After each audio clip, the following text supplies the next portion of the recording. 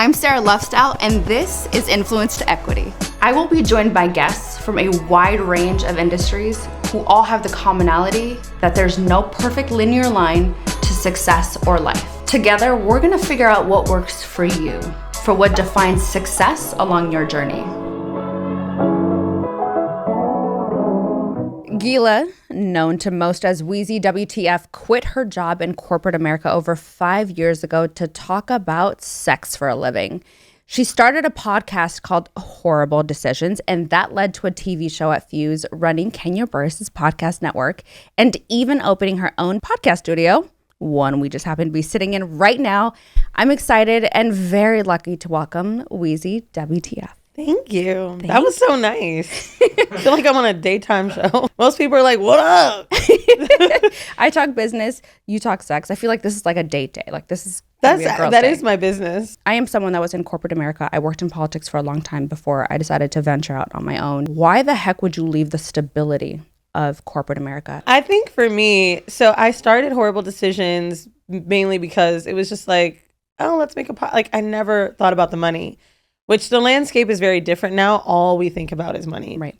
But started WHOREible Decisions kind of just like a fun passion project. I went on another podcast and told them about a night I had before, like the night before I got there. And everybody was looking at me in the room like it was so crazy. When it came to putting it out in the world, I think what made it popular was that we were normal girls, right? For me, the mark came when the volume in which WHOREible Decisions was growing was faster than my corporate job, because it takes us 5 years to climb a corporate ladder, right? Whereas I started to see I needed to do live shows, right? So I'm coming in the office with my suitcase, leaving on Friday with another suitcase. It was exhausting.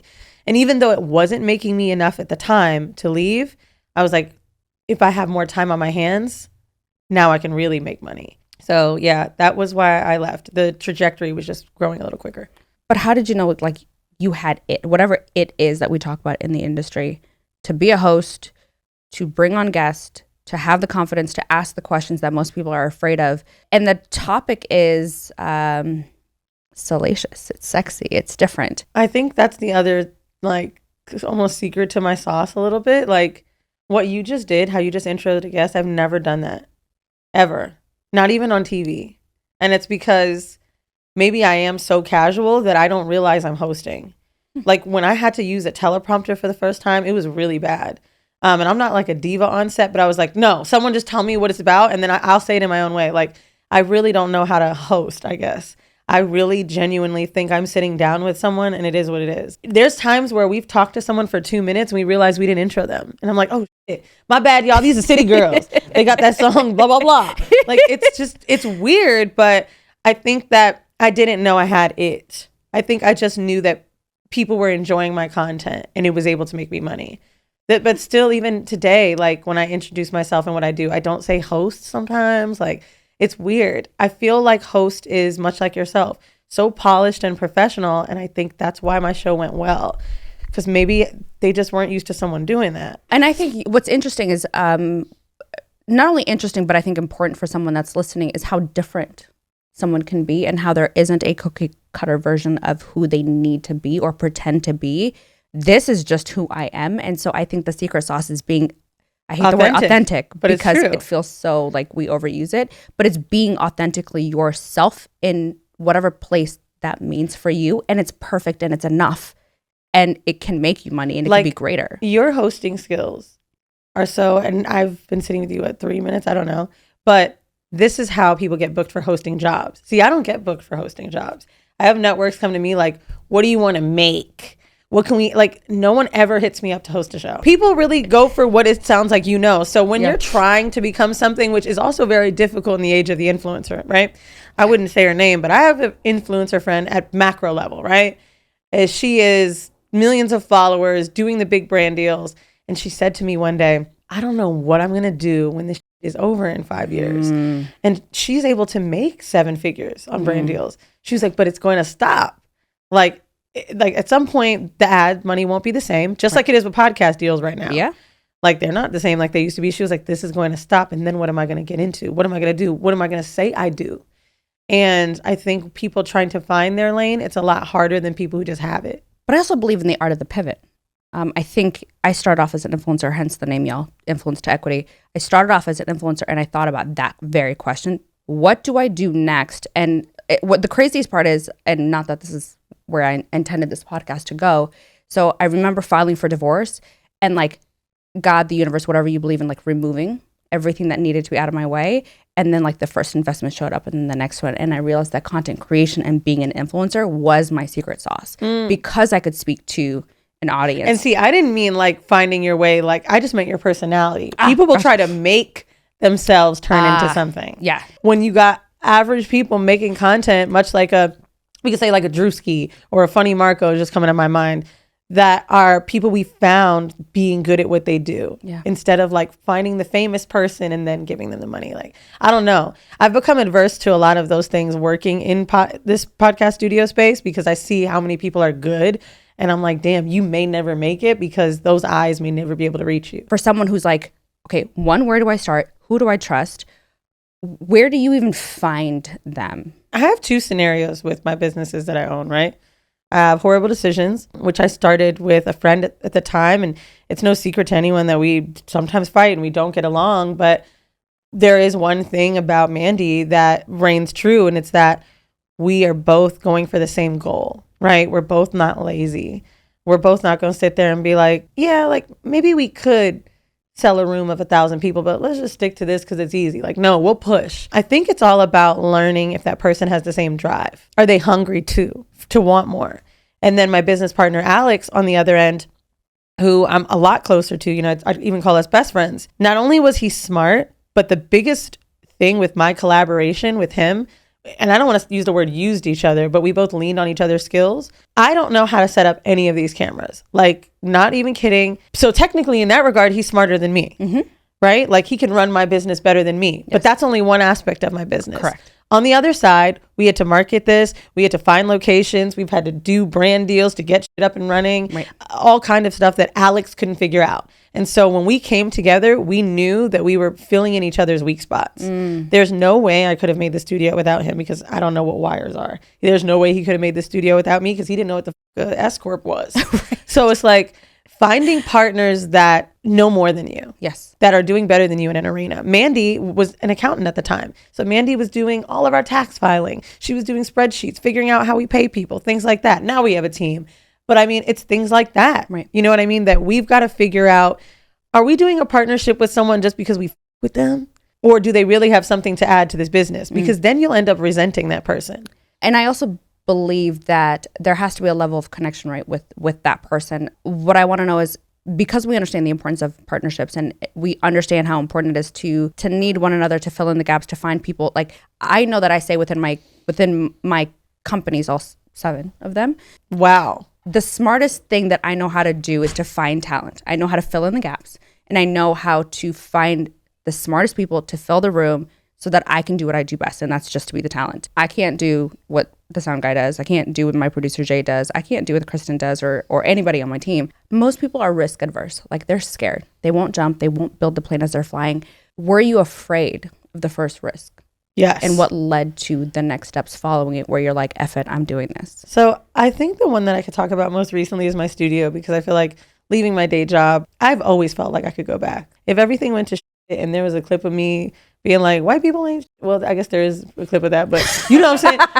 If I went full Kanye, I feel like I could get a day job if I had to. Like, I feel like it'd be easy. And I also would have no shame to go back to an office job. I said that on the Breakfast Club, and I remember people thought I was crazy, but like, I'm not scared of like having a 9 to 5, right? But the biggest risk I think I took was this studio was a lot of money to spend. Right. When I saw the numbers of like, oh, it's going to cost $75,000, having a partner made sense at the time, right? Right. And so the risk that I took, I put a safety net. That's what made me feel safer. Our first initial risk into the studio was a PPP loan, but not the one you got to pay back. Yes. And I was like, okay, so we're buying all this equipment. If nobody comes to these doors and it sucks, the equipment still has value. We can resell it, pay off the loan slowly. It's only 3.5%, but it was doing the steps. I feel like I didn't completely jump in the water with cold, wet feet, whatever. Yeah. Then we had WHOREible Decisions, Brilliant Idiots that came in, which are 2 popular podcasts that were able to get eyes on the studio, then realize other people could come in and rent it. So that was helpful. Following that, when we obviously paid all the money back for our stuff, we were like, what do we do next? We should become a bi-coastal name. And that's when we started building in LA. And LA is still building, right? It's not as fast as New York because I can't be doing my big show in here every day. Right. So how else do we drive people in? But, you know, Alex and I decided we should either pay ourselves out finally, we should give people raises, or start a new studio. So the only thing of those three we didn't do was pay ourselves, because it was the staff that made us grow. And we felt like it made more sense to give other people jobs and to keep growing the brand itself. Now I want to take larger risks to be able to make the company bigger so that I can have more Black people work out of here. Yeah. But something you made me think of when you were talking that Kenya said once to me, and I'll never forget, Kenya Barris. You said, I don't know how to do sound. I don't know how to produce like so-and-so. I was on a call with him with Audible once, and everybody calls me Weezy, right? And keep in mind, if you've never heard of Kenya Barris, like, he's 100 millionaire a million times over, right? A super famous Hollywood director and writer. And we're on this call with Amazon, and he keeps calling me Weezy. And I could tell they're kind of treating me like, who is this bitch? And he said, let me be very clear. Like, I'm going to do what I do. I have no idea about podcasting. This is why she's on this call. So I need everybody to defer their questions to her, because like, I don't know anything about this world. She does, and I'm going to handle the other stuff. And I realized when you can admit and openly say you hired the best because you don't know that, that's when you're really growing. Yes. You know what I'm saying? That's when you're really good at what you do. And to me, supporting your team, being out loud about how great they are is what make people fuck with you too. Absolutely. No one wants to hear you be like, I'm the best, I'm this, da, da, da, da. Sometimes I don't even like using the word employees. Like, I don't know. I don't like it. So let's say a partner emerges and you, a friend or whomever it is that you're working with, how do you determine like that's the person you need to work with right now? I've taken on a partner recently in this LA studio. And honestly, the thing that was the big factor for me is like, first off, when you start talking about seeding investors and things like that, $50,000 is a very small amount of money for someone that's calling themselves an investor. Correct. $100,000 is kind of like, it kind of is. Mm-hmm. When people are investors, they're investing a lot more and into multiple sources. Right. So it's not just about the money. You got to figure out who's going to have something else that will bring your business eyes on it. Mm-hmm. Why is that person handing you the 100 going to make it worthwhile? Mm-hmm. So the partner we took on in this studio, his name's the Master Investor. He is a Black influencer that's just known for talking about finance, and they do Invest Fest and Earn Your Leisure, Market Mondays, like that kind of circle. Mm-hmm.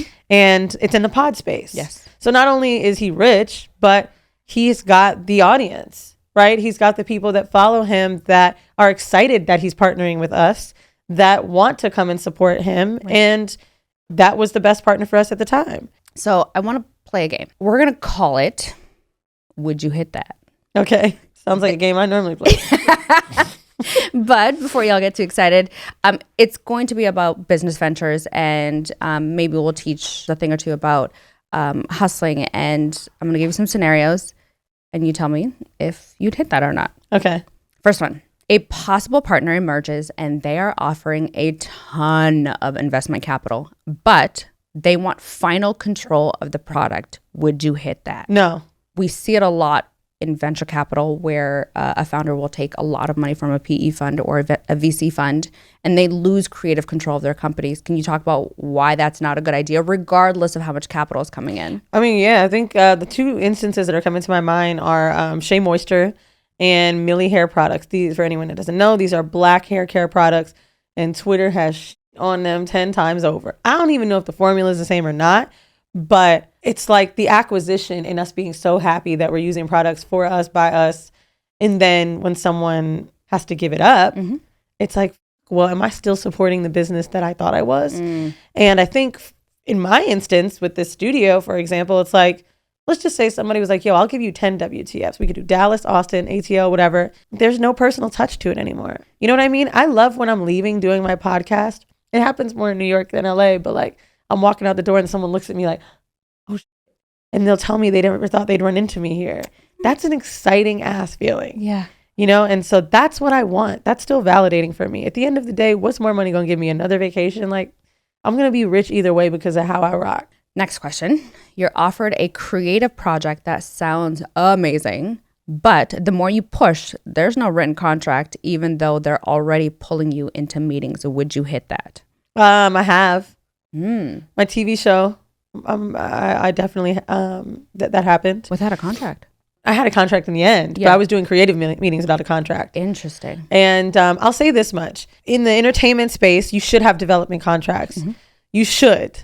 However, what I've learned, I'm working on one thing with Kenya that's a crossover. I do all of his podcast stuff, obviously, but I brought in someone to do film and TV. And I realized the other day, they don't have a development deal with Kenya yet. This is interesting. Much like my talent agency, WME, I don't have a contract with them either.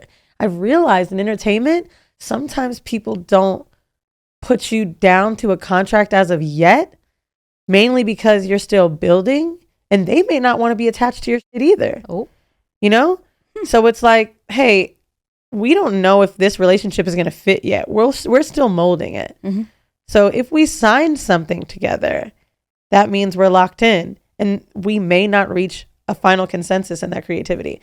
Actually, this is a really cool piece of info that I've never told on a podcast, but I will. Do tell. Sex Sells is my TV show. It's the business of sex without having sex.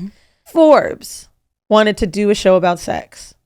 So the person I made my TV show with hit me up and was like, yo, you got to do this. I'm like, Forbes, I'm about to be lit. So I get on the phone with Forbes. The show's going to be called Sexit. And it's people that are leaving the sex industry to pursue other things. Was excited about it. And then I sat over it for a few days and I was like, I'm a sex podcaster that's going to make a show about people leaving sex. What does that make it? Is that shaming a little bit? Is that something that makes it look like I don't think sex work is a good thing? So I called my boy Brandon back. I'm like, yo, I can't do this. We got to make this something else. Like, I got to make sex look amazing because I do believe that.